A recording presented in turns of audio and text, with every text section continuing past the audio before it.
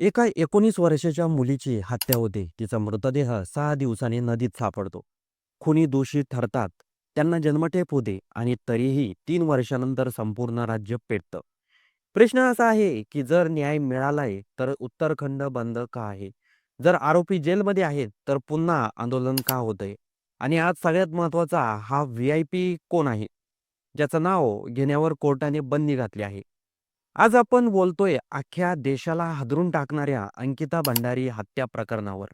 18 September 2022 उत्तराखंडमधील ऋषिकेश जवळच्या वनत्रा रेस्टॉरंटमधून अंकिता भंडारी अचानक बेपत्ता होते.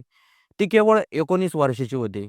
फक्त 20 दिवसापूर्वीच तिने त्या रेस्टॉरंटमध्ये नोकरी सुरू केली होती. 24 सप्टेंबर 2022 रोजी अंकितेचा मृतदेह चिला तलाव्यामध्ये सापडतो. देश हादरतो, रस्त्यावर संताप उसळतो. या प्रकरणात मुख्य आरोपी होता पुलकित आर्या, भाजप नेत्याचा मुलगा, रेस्टॉरंटचा मालक. त्याच्यासोबत अंकित गुप्ता, सौरभ भास्कर. 3 वर्ष 4 महिने चाललेल्या खटल्यानंतर मे 2025 मध्ये कोर्टाने तिघांनाही जन्मठेपेची शिक्षा सुनावली. सगळ्यांना वाटलं होतं आता न्याय मिळाला, पण कथा इथे संपली नाही. डिसेंबर 2025 मध्ये एक नाव अचानक समोर येतं. उर्मिला सनावार. ती एक अभिनेत्री आहे आणि ती दावा करते की ती हरिद्वारमधील भाजपचे माजी आमदार सुरेश राठोड यांची दुसरी पत्नी आहे. 29 डिसेंबर रोजी उर्मिलाने सोशल मीडियावर एक व्हिडिओ पोस्ट केला. या व्हिडिओमध्ये ती म्हणते अंकिताची हत्या एक व्ही-आय-पी नेत्याला रेस्टॉरंटमध्ये सर्व्हिस देण्यास नकार दिल्यामुळे झाली. हा आरोप ऐकताच उत्तराखंड हादरतो. यावरच उर्मिला थांबत नाही. ती एक ऑडिओ क्लिप जारी करते. या ऑडिओमध्ये तिच्या म्हणण्यानुसार सुरेश राठोड यांचा आवाज आहे. त्या ऑडिओमध्ये ती सांगतात अंकिताची हत्या का झाली, कशी झाली आणि तो व्ही-आय-पी नेता कोण आहे. पण येथेच मोठा ट्विस्ट आहे तो.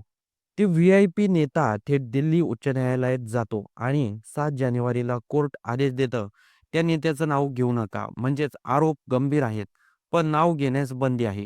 या ऑडिओ व्हिडिओ नंतर उत्तराखंडमध्ये संतापाची लाट उसळते. लोकांचा सवाल आहे, जर व्ही-आय-पी अँगल आहे, तर तो तपासातून बाहेर कसा गेला? शिक्षा झाली, पण सगळे आरोपी आहेत का? मग सी चौकशी का नाही? अंकिताच्या वडिलांनी स्वतः मुख्यमंत्री कार्यालयाबाहेर धरणे आंदोलन केलं. भाजपमधील काही नेत्यांनीही सी चौकशीची मागणी केली. मुख्यमंत्री पुष्कर धामी माध्यमांसमोर आले. त्यांनी सांगितलं, ज्या व्ही-आय-पी नेत्याचं नाव घेतलं जातंय ते 10 ते 20 सप्टेंबर 2022 दरम्यान उत्तराखंडमध्येच नव्हता. ते नेत्याला वारंवार प्रभारी असं संबोधतात. पोलीस सांगतात आधीच्या एस-आय-टीमध्येही व्ही-आय-पी अँगल तपासला गेला होता. तेव्हा कोणताही पुरावा मिळाला नव्हता. तरीही नवीन ऑडिओ व्हिडिओमुळे नवीन एस-आय-टी स्थापन करण्यात आली. 5 जानेवारी 2026 रोजी उर्मिलाने नवा पोस्ट केला. ती म्हणते 1 नोव्हेंबर 2025 रोजी तिला नवीन माहिती मिळाली. त्याच दिवशी तिने ऑडिओ रेकॉर्ड केला. तिला भीती आहे. तिचा मोबाईल गायब केला जाऊ शकतो. हा मुद्दा अजून गंभीर बनतोय. सरकारच्या आश्वासनानंतरही आंदोलक समाधानी नाहीत.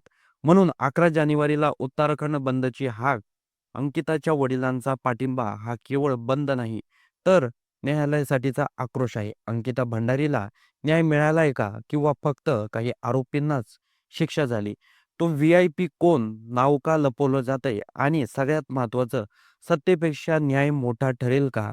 आज उत्तराखंड रस्त्यावर आहे. कारण अंकिता मेल्यानंतरही प्रश्न अजून जिवंत आहे.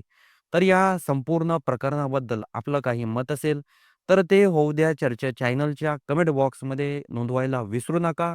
आणि व्हिडिओ आवडला असेल तर सर्वात आधी चॅनलला सबस्क्राईब करून जा.